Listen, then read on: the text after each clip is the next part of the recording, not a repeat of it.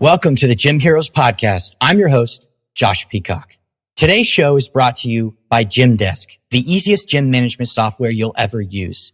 Take payments, create marketing automations, track attendance, and much more. To try the software out free, go to gymdesk.com. No credit card or painful sales call required. Our hero today is Ben Ludwig, head of growth at CrosspointNow Network and subject matter expert in sales for Fitness Revolution. He also sits on the advisory board for the International Strength Training Organization and consults for the F45 Training franchise. In this episode, Ben reveals the management secrets that help you adapt your business to hard times and properly lead your employees through any trials. This includes how to put together effective training cadences so that your workers are always learning and always deepening their skills. Without further ado, Ben Ludwig. All right, Ben, welcome to the Gym Heroes Podcast. If you could, before we start, introduce yourself and your background in business. Totally. It's glad to be here, Josh. Thank you so much for having me. Yeah, my name is Ben Ludwig. So I've been in the fitness industry for a little over 15 years. I currently serve as the Chief Operating Officer for Traction Group. We own a multitude of F45 training studios across the U.S. I also am on staff CrossPoint network of churches. I do a lot of leadership training and development.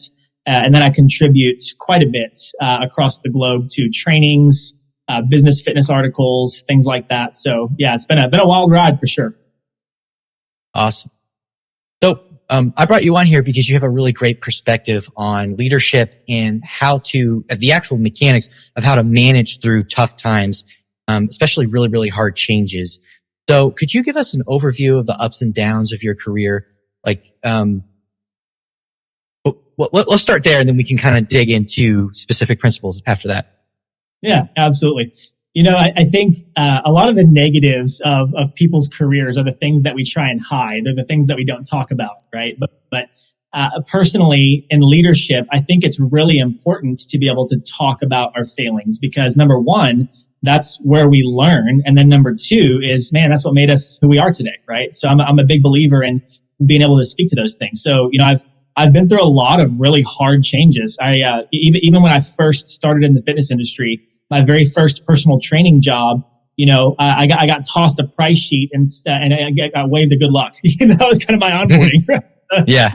It started in the industry that way to where it was just like, hey, you better figure it out. So, and then most of my career was like that. I ended up getting hired on. My first regional manager job was with a company that was acquiring a bunch of huge full service gyms, but they were a high volume, low price or HVLP as we call it in the industry. So the model didn't really work. So it was, we were dealing with what was our demographic. We were trying to figure out, cost or OpEx of all these huge gyms and how we were going to pay the bills with $10 memberships. And it was, oh my gosh, it was tough. Then my next step was I opened up a few gyms with, a friend of mine, in the Houston area where, we didn't really know what we were doing. We kind of had to figure out the systems and, we were calling people, asking their opinions. And, then from there, I moved to Dallas and opened up some gyms for an investment firm where, again, the acquisition had just happened when I came on board. So you want to talk about a bunch of negativity. I mean, nobody believed that this huge investment firm was going to be good for the company or the members. There were people talking bad about us. And I remember, Josh, one of my favorite stories that I like to tell in mindset training is from that company. I actually walked in, met with the general manager, met with the assistant, met with the fitness manager, just had all these meetings with these people, tried to get an idea of what their mindset was and figure out my game plan on how I was going to turn around this gym. And I was there for about 7 days. I came back the following week to an empty gym. Everybody had quit all at the same time. There was a note on the general manager's desk saying my fault that everybody had quit, like basically good luck.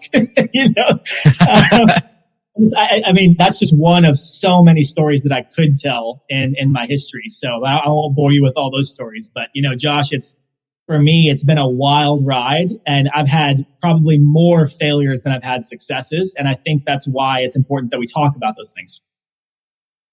Absolutely. So I guess the first thing I have to ask is how you identify hard situations and then how you plan for them.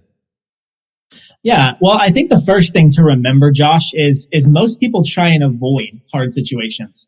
It's, when it comes to, bad employees, or when it comes to underperforming staff members, or when it comes to a member issue that seems really complex and, dates back. And I mean, there's all different kinds of situations that we deal with in the fitness industry. And I think the most important thing to remember is the fact that, man, there's not one right way to address all of these situations. So because of that, people tend to either push them off or, try and brush them under the rug, or, try and smooth them over without dealing with the situation, or worse. I think one of the worst things that I see in the fitness industry as far as bad ways to handle these situations is people make assumptions, or they start to slight people. So they start to consider their staff bad employees because they're underperforming, but they've never really addressed it, or they've never really talked through the thought process, or they've never really faced the employee in a coaching manner to help them through the tough situation. So for me, I think, it's important for me to identify those types of situations in the fact of, all right, I need to figure out how to best plan for the future. I need to best prepare my staff on how to handle when things don't go as expected, because 90% of the time they don't go as expected. And then when we come across those situations, it's important for me to be in heavy communication with my team, so they don't feel like they're doing it alone, or they don't feel like they're just trying to have to figure it out. They feel like they have some support there. So I think, Josh, to answer your question more directly, when it comes to identifying hard situations, it's not that you have to kind of pick them out of the bunch. You know that they're going to come. So I personally believe that it's important to prepare people for them always and know they're going to come. It's not an if but when, So how do you start to plan for that? For example, you mentioned problems with employees. How can you start to address that before it occurs? Yeah. So, first thing I think, Josh, is as a company, or even if you're just overseeing a department, you have to decide what your core values are and what you want to see in your staff. And you have to hire for that. Now, does that mean you're going to be perfect and you're always going to hire the right people? Absolutely not. But it's really going to pare down the amount of bad hires that you have, because you know what you're looking for in the interview process. I'm also a big fan of hire slow, fire fast. And I get a lot of pushback on that. It's like, no. When I find the right person, I want them on my team. That means everybody else is vying for them. Well, that's true. But if the right person is the right person, then the right time will come, and in order for me to be able to show you that we're the right company, I've got to invest in you on the front end of this relationship. So I think that's first.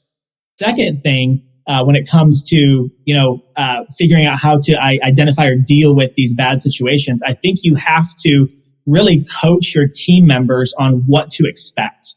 So, for example, if you're looking at fitness sales, as an example, well, I know for a fact that every person on a sales team is going to be a high achiever. So how do I handle the high achievers? And then how do I handle the underperformers? I have to have a process for that.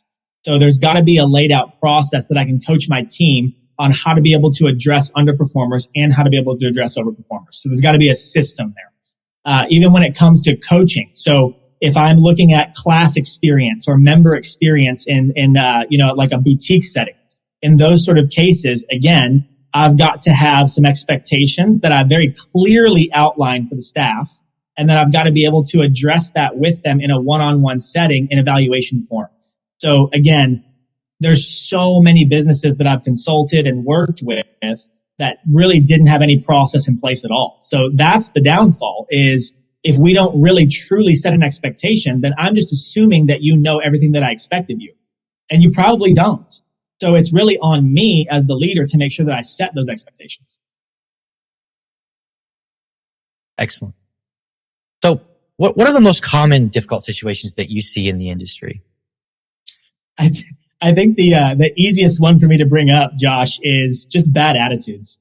I mean, For me, being such a glass half full person, it's probably more easy for me to recognize bad attitudes really quickly because, I see opportunity everywhere. I mean, if there's not a system in place, okay, how can we systemize this? That's like my first thought. If there's an underperforming and we're not getting as many of our leads into our gym as we want to, that's an opportunity. Look at all these people that we haven't got in yet. Let's figure out how to get in contact with these people and entice them to come in. So I see all the opportunities, but I've also been in so many situations where I see people that only see obstacles. Well, the problem with that mindset is the fact that if you're always looking at the obstacles, then you're never seeing the vision. You're never seeing the future. You're never seeing what you can accomplish. And because of that, most people that have bad attitudes tend to always be underperformers. So I think that's the first thing that you have to be on the lookout for is you have to watch out for people that just see obstacles, but don't help figure out ways to get beyond those obstacles. That's really the biggest one for me. Another one that I've seen a lot is, again, no process of development for people. The fitness industry is no different than any other industry in the fact that people want to grow. People want to, they want to feel like they're good at their job. They want to see career progression and career progression. I know there's some stigma behind that, but career progression can mean so many different things for people. For some people, it's more free time and less work. For other people, it's more money, more responsibility, higher title. But that's not everybody. And I think for me, what I have found is that it's more important for me to be able to figure out what my staff wants out of their career so I can help them take steps towards what it is that they're looking for. If it's career progression in the fact of more money, higher title, whatever that may be, great. Let's figure out how to make you successful at those next levels. I can coach you and teach you how to do that. But if it's, I want to be more effective with my time and be able to have more flexibility, great. Let me figure out how to be able to help you be as efficient and effective as possible while you're here so you can spend more time away. So I think that that's another thing that I've seen is a lot of companies don't have any sort of process in place to where they truly set goals for their staff or truly try and figure out how to be able to help the members of their team progress, whatever that means for them. Cool. So we've talked about helping prepare in regards to people who work for us, employees and things like that. What can we do ourselves to prepare for hard times? Because I know there's more than just employees. So economic downturns and things like that. What can we do to prepare ourselves for those things? Absolutely.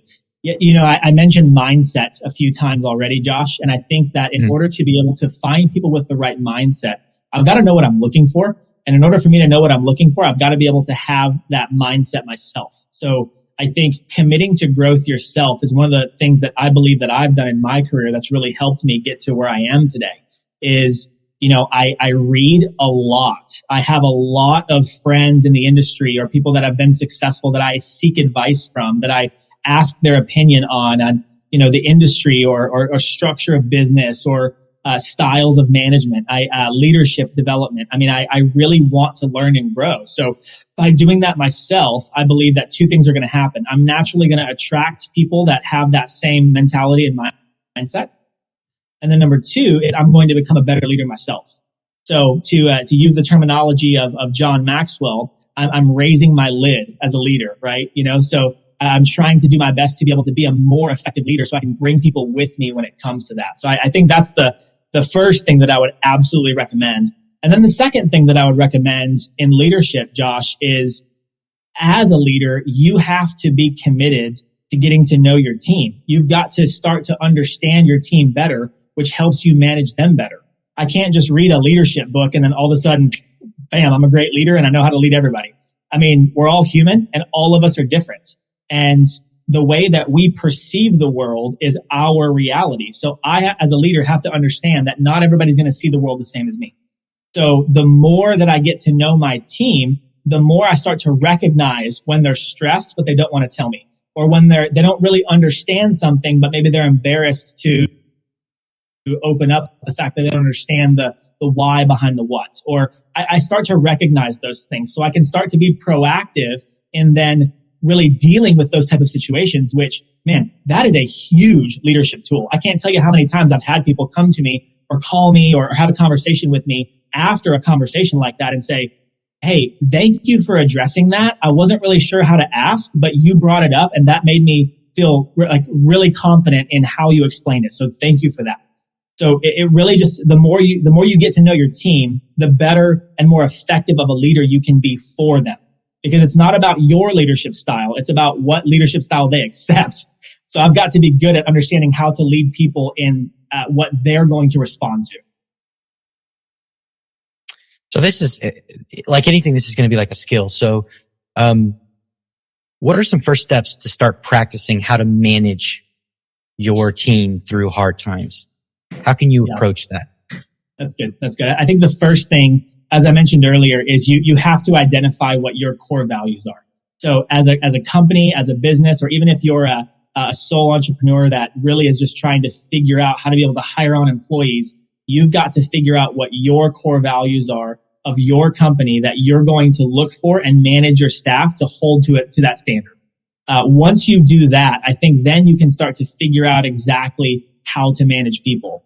Another thing that I think is important is figure out your systems.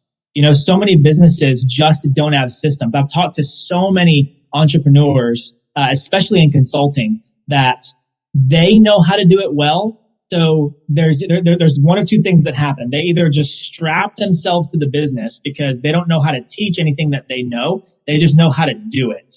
Or the other thing that I see happen is they try and step out, but don't know how to train and develop. So the business starts to drop, and then it just becomes this cycle of, you know, I can't find the right people. Man, hiring is hard, and I can't figure out the right compensation plan. I can't figure out the right pricing. But they're missing the point. They're trying to change all these extraneous variables when the problem is they didn't set up a system of what they did to begin with. So I think once you establish those core values, then you have to set up systems around those values as to what your business needs to accomplish. And then within those systems, I think it's also important that you hire the right people, and be willing to be open about the fact that you're going to make mistakes when you hire those people. Because again, culture is one of the biggest determinants of success long term. I can hire a unicorn of a manager to run my studio for me, but what if they get a better offer in a year? Well, then what? The unicorn's gone, and now I'm back to running the business, right? But if my systems make sense and I'm constantly looking for developing the right culture, well, that's really where the long-term success of my business lies. You know, Josh, one of the things that I pride myself in is 80% of our promotions are internal. I mean, that's a lot of what we pride ourselves on. And I say that statistic because we do our best to develop our people to be leaders. So if we can do that well, that means we're not constantly posting on job boards and trying to find the best manager and looking for that unicorn, as I mentioned. We're raising unicorns, right? So we're trying to develop those people within our business. And look, man, again, since we're talking about hard times, well, not every single person is going to rise to the challenge. Not every people are going to step into that role, or they're going to be, I want to be the next manager. And then they're going to get into that role and go, oh my gosh, this is not what I thought it was. And there's going to be so many times that you're going to, raise up the wrong person, that people are going to realize it's not for them, that there's going to be miscommunications. And oh my gosh, there's just so many different ways that even if you have everything perfect, things are still going to go wrong, So I think that's why it's so important for you to prepare yourself for what those hard situations are going to be, because man, you just have to take a step back, allow yourself to be imperfect and go, okay, I hired the wrong person. Man, that really stinks. But you know what? I've got to move forward. What are my options from here? Do I have people in my business that I can raise up to the challenge? Do I have anyone that I've been training in this process? Hopefully I do, because I'm assuming that I'm not always going to have everybody on my team forever. And then can I put them in that role? Can I train them or work alongside them to raise them up to be that leader? So I think those are really the three basic things that you need to do first to be able to make sure that you're setting yourself up for long-term success. Excellent. Yeah. So you talked about having systems around everything that you do, because especially in the fitness industry, retention of employees is terrible. And even if you're a good business, you're going to have turnover. And like you said, not everyone's going to rise to the occasion. So what is the role of training in that equation? You mentioned it once. How should operators approach their training programs? Yeah. I think there's two things that I consider training when it comes to staff. I think first and foremost, you've got to figure out what your economic drivers of your business are and then create your trainings off of that. So that's one form.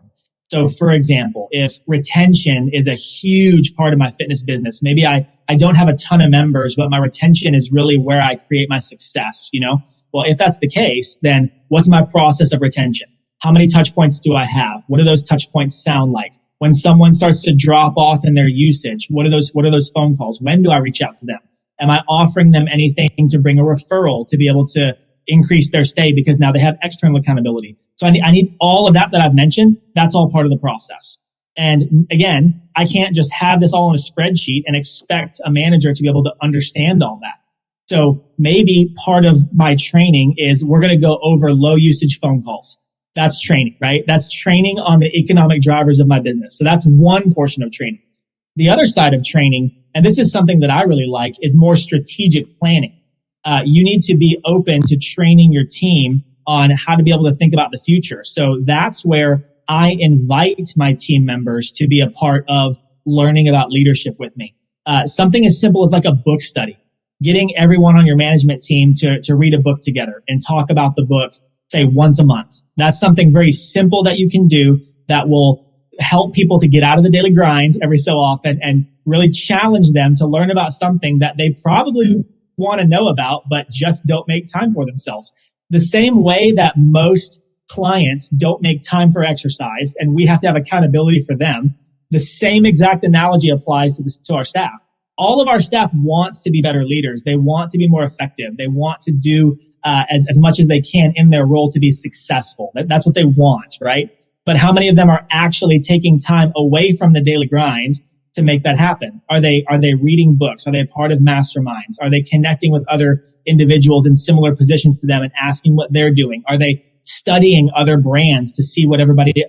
All of those are things that if we don't push our people to do, a lot of them aren't going to do. Some of them will, but again, those are the unicorns. Well, I'm trying to make unicorns. So I have to encourage them and push them to do the things that I know that they should do, become a student of the industry, know what everybody else is offering, know what their We Want You Back campaign looks like, know what their trial offers are, understand leadership development and training. And all of those things are things that I have to then train my staff or bring my staff along with me to do. So those are the two things that I believe really each business owner or manager has to consider when it comes to what's going to create success within their staff. Excellent. So some of that training is very much one-on-one or it's ad hoc, like a book study. For trainings that you know everyone's going to need to go through, is there a regular cadence that you should go through that, like quarterly, or how often should people do those sorts of trainings? Absolutely. Every business is different, Josh. And, so with Traction Group, we've got cadences set for every staff member, no matter what level. So, we have a very strict onboarding guide. They go through multiple weeks of training with us when they're first onboarded. And then once they're fully onboarded, we go through everything in great detail. They sign off on everything to make sure they understand all about our business and what's expected of them. Our management has every week we actually have one-on-ones. And then every quarter is actually when we evaluate each, lower level staff member. So there's processes and systems. And then we even have everything documented, and uploaded in each employee's file. That way we can always go back and review, number one, just to make sure that it's happening, of course. But also number two, to review the notes. So if there's things that I see on an audit of an employee that sound really vague, well, that's a coaching point for me. I can help you become a better manager by helping you understand how to give coaching points to a staff member. If you're a great coach to members, well, that's a great starting point, but being a great coach to coaches is something different. So I need to help you understand how to be able to stay motivational, how to be able to give constructive criticism in a very clear format that allows the team member to feel empowered, but also feel like they got some value out of what you gave me. So when I step into my next session, I know exactly the things I need to work on. So if my manager isn't giving clear directives, well, then I need to coach them on how to better do that. Right. So there's a lot of different ways in our company that we structure that out. And I encourage everyone, as I mentioned, to have that process That way, you know exactly how you're going to administer feedback, how often you're going to administer feedback. Number one, so the team members can be prepared. But also number two, the people that are being evaluated know what to expect. That way, it's not a surprise whenever I've been given some bullet points on things that I do well, but also some things that I can improve on. It's expected. And when it's expected, naturally, the level of performance rises because people know they're going to be evaluated. I mean, think about like the NFL, right? How many people that are on the practice squad are just there to be there? No, man, they're trying for their shot, right? And if they get that shot on a Sunday, well, guess what? It's their opportunity to either make it or not. So that's really, I think, a good example of what it means to be able to really understand what it means to be evaluated. So our staff knows, again, we're not going to micromanage them, but at the same time, we trust them to do their job, but we're going to consistently give them feedback. So I think that's the balance that we have found that I recommend everybody finds to be able to run a successful business. Because two things, nobody wants to be micromanaged, but everybody needs feedback. Excellent. This is a lot of really, really great information. If listeners want to reach out to you and learn more about your approach to management and leadership, where can they find you? Yeah. So my LinkedIn profile, my Instagram and Facebook handles will be available here. And then also, if you want to reach out to me directly, you can reach me at bludwig@tractiongrp.com, which I can provide you with my email address as well. Awesome. Well, I definitely will encourage listeners to reach out and learn more. Most of our listeners, I think, are gym operators or they own a studio or something like that. So awesome, dude. Thanks. Maybe we can do this again sometime. Yeah, I'd be happy to, Josh. Really appreciate you having me on the show. This is a blast.